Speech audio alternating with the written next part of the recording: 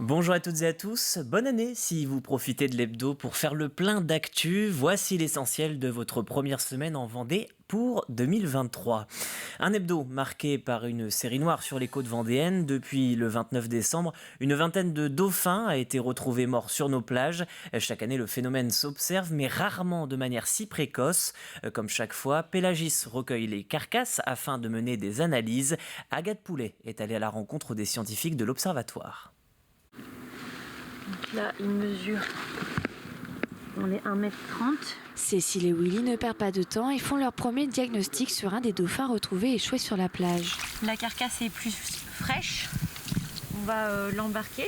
C'est un petit surprise qui est dans tombé sur nos locaux. Ouais.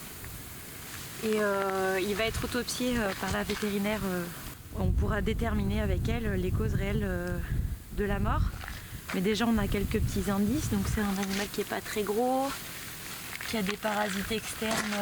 On voit au bout de la queue. Là, il a une lésion qui a l'air pas belle du tout, on va dire. Voilà, il montre un peu des signes de pathologie, mais comme ça, on ne peut pas affirmer. Pendant que Cécile continue les mesures sur le corps du mammifère marin, Willy se charge de récolter toutes les informations nécessaires. Les mensurations, l'âge ou encore le sexe de l'animal. Il y en a un qui fait les opérations sur l'animal, donc qui se met en équipement. Et l'autre, on va dire, qui garde les mains propres pour pouvoir faire et les photographies et les relevés d'informations. On va le collecter entier, mais on pourrait très bien faire une dissection, soit sommaire, soit approfondie sur le terrain, et donc produire de 12 à 25, 30 prélèvements en fait sur cet individu. Depuis la semaine dernière, l'Observatoire des mammifères et des oiseaux marins Pélagis a recensé 22 dauphins échoués en Vendée. Un phénomène habituel, mais qui inquiète et surprend par sa précocité. En février-mars, on observe des pics d'échouage de ce type qui sont depuis près de 30 ans identifiés avec des pressions de pêche, en fait, avec des mortalités où la grande partie revêt en fait une mortalité accidentelle dans des engins de pêche.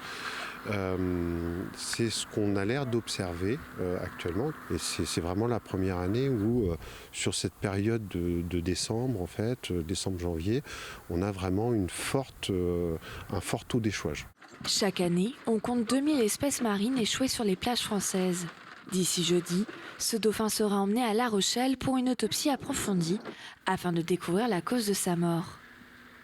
En bref, mercredi, un incendie s'est déclaré aux alentours de 3 heures dans une installation ostréicole de l'entreprise Marinov. Pas de victimes à déplorer, mais une cinquantaine de personnes se retrouvent au chômage technique dans cette société de l'Épine sur l'île de Noirmoutier.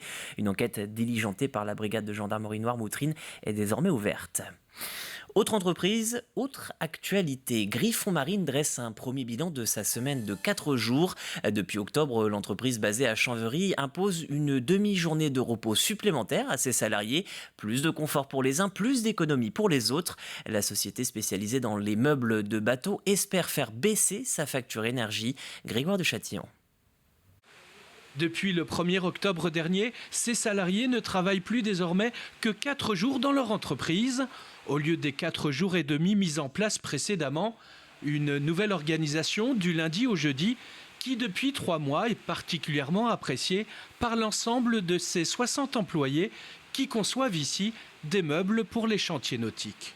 C'est super parce que ça nous fait des plus longs week-ends et ça permet de mieux se reposer. Après, moi j'apprécie, c'est vrai qu'on fait 10 heures quand même par jour, mais dans l'ensemble, moi je me retrouve les 3 jours de repos, ça me convient. C'est vraiment très précieux, ça me laisse du temps pour m'occuper de mes enfants, de mes petits-enfants. Donc oui, c'est quelque chose pour lequel je ne reviendrai pas en arrière en fait. Un nouveau modèle économique pour un changement de cadre de vie voulu par l'entreprise de Chanverie en collaboration avec ses salariés. Résultat, une réduction de dépenses énergétiques de 15% grâce à la fermeture de Griffon Marine le vendredi, ainsi qu'une organisation à la carte pour tous les employés. C'était un peu le deal qu'on a eu avec les salariés, c'était de fermer le vendredi, de travailler 40 heures sur 4 jours, mais on a mis en place de la flexibilité au niveau du travail. Ça veut dire qu'on a permis aux salariés de choisir leur plage horaire, donc ils travaillent 35 heures, 38 heures ou 40 heures par semaine au choix. en fonction de ce qu'ils veulent faire. Et derrière, on leur a permis aussi d'embaucher à 7h ou 7h30 le matin et une amplitude différente sur les pauses déjeuner, donc une demi-heure, 3/4 d'heure ou 1 heure. Un confort pour moins de dépenses et plus de liberté, c'est ce qu'a constaté ce menuisier. Le fait de passer à 4 jours, il y a les frais kilométriques du coup, qui sont un peu moindres parce que du coup on économise quand même un trajet aller-retour. Il y a les fêtes des rendez-vous. On peut prendre plus de rendez-vous le vendredi pour diverses raisons, médicales ou autres. Ça nous permet d'avoir plus de temps libre aussi pour bricoler à la maison ou s'occuper des enfants. Donc la vie de famille, c'est quand même mieux. Repenser son entreprise dans une démarche éco-responsable partagée par tous les salariés. Un pari réussi ici chez Griffon Marine avec la semaine de 4 jours. Tout autre chose, la Croix-Rouge de Challans renouvelle le transport solidaire. Depuis une dizaine d'années, l'unité locale proposait ce service de transport pour les personnes isolées ou sans permis afin de les véhiculer selon leurs besoins. Pour cela, les membres de la Croix-Rouge utilisaient le véhicule de l'association. Désormais, les particuliers peuvent devenir des chauffeurs bénévoles avec leur propre voiture. Le bureau chalandais espère attirer une vingtaine de chauffeurs et si vous voulez les rejoindre, une réunion est prévue le 12 janvier à 10h. On est assez fiers de pouvoir expérimenter ça, puisqu'on a expérimenté d'autres choses et celle-ci en fait partie. C'est effectivement c'est aussi un rappel des valeurs de la Croix-Rouge et que Challans porte cet étendard pour la Croix-Rouge, je trouve que c'est quelque chose de gratifiant et donc on va s'attacher justement à pouvoir le réaliser dans les meilleures conditions pour apporter un vrai service puisqu'il y a quand même des besoins de plus en plus. Donc c'est notre motivation et je pense qu'on va y arriver. Grâce à ce nouveau moyen de locomotion, peut-être pourrez-vous profiter de l'un des nombreux événements prévus pour l'année 2023 dans le département. Amis sportifs, par exemple, le premier rendez-vous, c'est bien sûr les 32e de finale de Coupe de France ce week-end. Mais pour un point complet, je vous propose de retrouver Colline Davy. La 17e commune nouvelle du département se nomme Terval. Tervalois, Tervaloises, voici le nouveau gentillet pour les habitants de la Tardière, Breuil-Barret et la Chapelle-aux-Lys à l'est du département. Le nombre de communes passe ainsi à 255 et elles seront toutes équipées de la fibre avant la fin de l'année. C'est en tout cas la promesse de Vendée Numérique. Et pour l'instant, pas de retard indiqué. Voyez vous-même le déploiement sur le département. Pas de retard non plus sur les routes, il y a même de l'avance. Les travaux du contournement nord de La Roche-sur-Yon, initialement prévus à l'automne, sont avancés à l'été. Dès la fin du mois, une voie sera ouverte dans le sens Bournezeau-Challans et pour aller dans l'autre sens, il faudra attendre la fin du mois de mars. Il y a aussi des choses qui ne changent pas en Vendée. Si la pêche à la civelle était remise en cause pour 2023, elle reste finalement permise pour ce début de saison. Les négociations à Bruxelles ont permis de sauver l'activité des pêcheurs jusque début mars. La progéniture de l'anguille fait vivre un tiers des bateaux de Saint-Gilles-Croix-de-Vie. Et puis concernant les grands rendez-vous de 2023, une première ouverture ou plutôt réouverture, le potager extraordinaire s'installe à La Roche-sur-Yon. Créé en 1995, il avait fermé ses portes il y a 4 ans aux Achards. Il s'installe dans un tout nouveau lieu et le public pourra le découvrir dès le 1er juillet. Un autre retour, celui de Poupée des Rails, annoncé comme la dernière édition l'an dernier, le festival déjanté revient en Vendée. Et puis toujours en culture et toujours cet été, le Puy du Fou annonce un nouveau spectacle intitulé Le Mime et l'Étoile. Enfin, côté sport, pas de grandes nouveautés avant le départ du Vendée Globe l'an prochain, mais en anniversaire, le mondial de Montaigu, révélateur des futures stars du football, fête son demi-siècle. Et toujours à propos de football, je vous parlais à l'instant de la Coupe de France. 2 clubs vendéens sont engagés ce week-end pour les 32e de finale. Pour les herbiers, déplacement en terre bretonne chez les Morbihanais du stade Pontivien.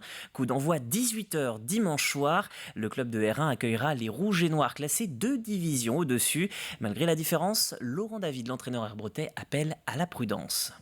On les connaît les pièges, on l'a nous connu contre Guingamp avec une équipe hiérarchiquement supérieure de 2 divisions.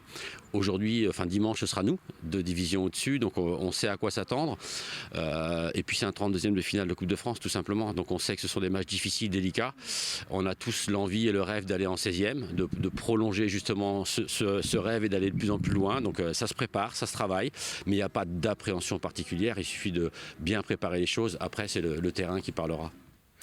Sur les routes, un chassé-croisé entre les Herbiers et le FC Lorient. Les Morbihanais, eux, se rendent en Vendée. Dimanche à 15h30, les professionnels de Ligue 1 affronteront l'AS Châtaigneraie. 5 divisions séparent les deux formations. Pour cette affiche, le match est délocalisé à La Roche-sur-Yon, au stade Henri Desgranges. Cyril Guillet s'est rendu cette semaine dans la commune. Toute la ville se prépare à vibrer. Les magasins du centre-ville de la Châtaigneraie se sont mis aux couleurs du club de foot de la commune. Le bleu et le blanc sont fièrement arborés dans les vitrines. Et sur les trottoirs, on soutient aussi l'équipe locale. Je suis fier, Je suis fier et voilà, j'espère qu'ils vont passer. Après, ça va être un match ultra difficile, mais au moins, on va voir. On espère qu'ils gagnent et qu'ils aillent encore plus haut, devenir encore plus forts. C'est vrai que c'est une récompense et on est fiers d'être châtaigneraisiens, ça c'est sûr. Bon, ils seront tous derrière nous. On est un petit village de 2700 habitants, donc, mais oui, il y a une émulation qui est énorme au niveau du pays de la Châtaigneraie. Une émulation qui touche aussi le club des supporters. Créé en 2022 et composé d'une centaine de membres, le COP de la Butte est depuis le début de cette Coupe de France en ébullition. Ça fait vraiment plaisir de pouvoir supporter notre équipe. Tout le monde attend ça, c'est la Châtaigneraie qui attend ça, c'est même un canton qu'on peut dire, même une région, la Vendée. Et jouer contre une Ligue 1, c'est exceptionnel, la première fois que ça nous arrive, mais on espère gagner. Ici, l'heure est aux préparatifs et des écharpes, des maillots et des bonnets ont été créés pour l'événement, ainsi que des banderoles. La banderole fait 16 mètres de long et le tifo est 5 mètres sur 3 mètres. De leur côté, les hommes de Charles Devineau sont à pied d'œuvre. Après une pause d'une dizaine de jours, ils ont repris l'entraînement la semaine dernière. L'idée, c'est de garder notre état d'esprit, à la fois où les choses, on les fait simplement, avec beaucoup d'enthousiasme, beaucoup de dynamique, mais aussi beaucoup de sérieux, et c'est sûrement ce qui nous a permis d'arriver jusqu'en 32e. C'est super de vivre une épopée comme ça, surtout avec le groupe qu'on est, on s'entend tous super bien, ça fait 2 ans qu'on fait des... Même si l'année dernière était moins bonne, on avait un super groupe, donc ça confirme ce qu'on fait depuis 2 ans, de travailler ensemble. On se dit que tout est possible, Il y a déjà eu des grands retournements de situation. Là, on part en étant le petit poussé contre une grosse écurie, mais rien n'est joué. Le verdict tombera ce dimanche à La Roche-sur-Yon. Le coup d'envoi est programmé à 15h30, stade Henri Desgranges. Au chapitre éducation, direction le lycée Clémenceau de Chantonnay. Là-bas, les élèves et professeurs ont créé une salle d'exposition en mai dernier. En ce moment, le photographe Jean-Paul Senez dévoile quelques clichés, des portraits de Vendéens. Outre cette exposition, les professeurs veulent se servir de cette salle comme un véritable outil pédagogique. À terme, l'établissement espère accueillir une option histoire de l'art.